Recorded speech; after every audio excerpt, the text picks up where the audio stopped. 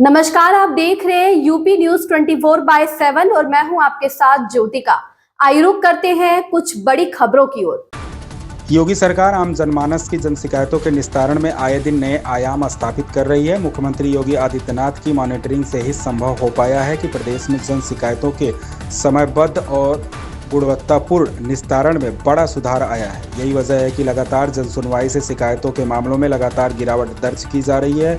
यह बात CM dashboard और IGRS integrated grievance redressal system की मई माह की रैंकिंग में सामने आई। रिपोर्ट के अनुसार पूरे प्रदेश में जन शिकायतों के निस्तारण में श्रावस्ती ने बाजी मारी है।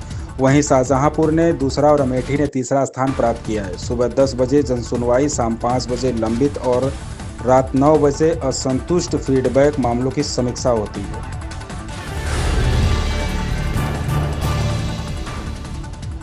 बसपा सुप्रीमो मायावती ने गुरुवार को एक प्रेस कॉन्फ्रेंस में दलित राजनीति को लेकर बड़ा बयान दिया। उन्होंने बगैर नाम लिए आज़ाद समाज पार्टी काशीराम और उसके नेता चंद्रशेखर आज़ाद पर निशाना साधा। उन्होंने बसपा को कमजोर करने के लिए विपक्षी पार्टियों पर आरोप लगाया, EVM पर सवाल उठाए और कांग्रेस, भाजपा और सपा पर वोट बैंक को बांटने की कोशिश करने का आरोप लगाया। मायावती ने जम्मू कश्मीर में हुए आतंकी हमले पर चिंता जताई और कोविड के बढ़ते मामलों पर सरकार को सतर्कता बरतने की सलाह दी। यूपी के मुख्यमंत्री योगी आदित्यनाथ 5 जून को 53 साल के हो गए। प्रधानमंत्री नरेंद्र मोदी, गृह मंत्री अमित शाह और रक्षा मंत्री राजनाथ सिंह ने उनको जन्मदिन की बधाई दी है। यूपी के डिप्टी CM केशव मौर्य और ब्रजेश पाठक ने भी शुभकामनाएं देते हुए दीर्घायु होने की कामना की है। बसपा सुप्रीमो मायावती और उत्तराखंड के मुख्यमंत्री पुष्कर सिंह धामी ने भी सोशल मीडिया अकाउंट पर योगी को जन्मदिन मुबारक बोला है।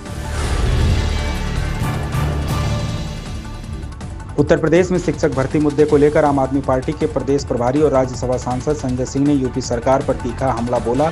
संजय सिंह ने कहा कि उत्तर प्रदेश में बेरोजगारी चरम पर है और प्रदेश सरकार युवाओं की उम्मीदों से लगातार खिलवाड़ कर रही है। संजय सिंह ने कानून व्यवस्था को लेकर भी यूपी सरकार को आड़े हाथों लिया है। उन्होंने कहा कि जब सत्ताधारी खुद ही अपराधियों को बचाने का काम करने लगेंगे तो कानून व्यवस्था कैसे बेहतर होगी। साथ ही कहा कि प्रदेश में अब पुलिस का भी राजनीतिकरण हो गया है, इसलिए खुलेआम बीजेपी के नेता गुंडागर्दी पर उतर आए हैं।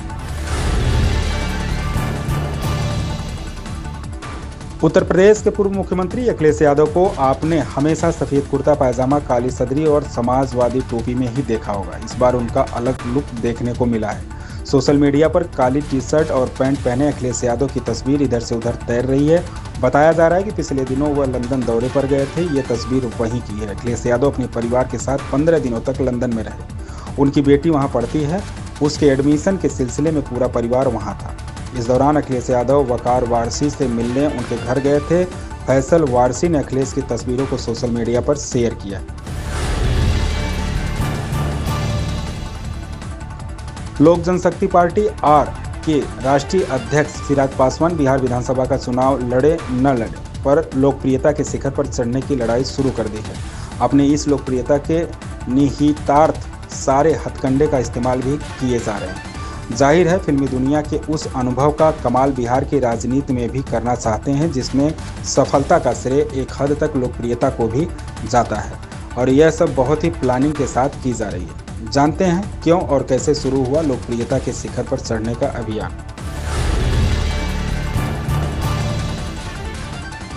यूपी सरकार ने केंद्रीय करों में प्रदेश की हिस्सेदारी 41% से बढ़ाकर 50% किए जाने की मांग की है। साथ ही विशेष विकास योजनाओं के लिए अलग से धनराशि मांगी है। मुख्यमंत्री योगी आदित्यनाथ और 16वें वित्त आयोग के अध्यक्ष अरविंद पनगड़िया के बीच बुधवार को हुई बैठक में यूपी ने विस्तार से अपनी अपेक्षाएं रखी। इस दौरान सरकार ने प्रदेश की अर्थव्यवस्था को $1 ट्रिलियन बनाने का रोडमैप भी आयोग के सामने पेश किया।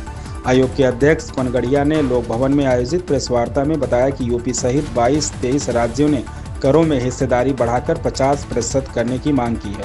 ये बहुत ज़्यादा है, हालांकि इस पर अंतिम निर्णय बाद में लिया जाएगा।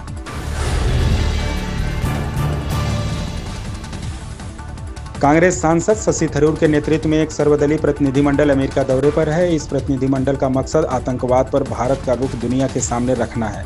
ऑपरेशन सिंदूर के बाद सरकार की यह एक बड़ी राजनयिक पहल है। यूएस स्थित नेशनल प्रेस क्लब में एक बातचीत के दौरान सवाल किया गया कि आखिर भारत ने इस एक्शन को ऑपरेशन सिंदूर नाम क्यों दिया। इस सवाल का कांग्रेस सांसद शशि थरूर ने बड़ा ही शानदार जवाब दिया। थरूर ने कहा कि ऑपरेशन सिंदूर का नाम बहुत सोच समझ कर रखा गया है। उन्होंने सिंदूर के महत्व को बताते हुए कहा कि यह रंग खून से अलग नहीं है।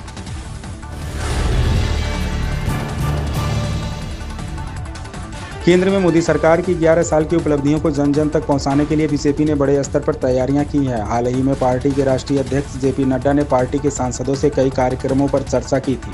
सशस्त्र बलों के सम्मान में तिरंगा यात्रा पर खास फोकस किया जा रहा है। कई राज्यों में बीजेपी ने जनसंपर्क अभियान तेज किया है। सरकार के कामकाज को लेकर वर्कशॉप, प्रेस कॉन्फ्रेंस, तिरंगा यात्रा का आयोजन किया जा रहा है। बीजेपी सूत्रों का कहना है कि केंद्र सरकार के मंत्री भी अपने अपने लोकसभा क्षेत्रों में जाएंगे और वहां कार्यक्रमों में हिस्सा लेंगे। बीजेपी ने सरकार की बीते 11 सालों की उपलब्धियों को जनसंपर्क मुहिम में तब्दील करने की योजना बनाई है।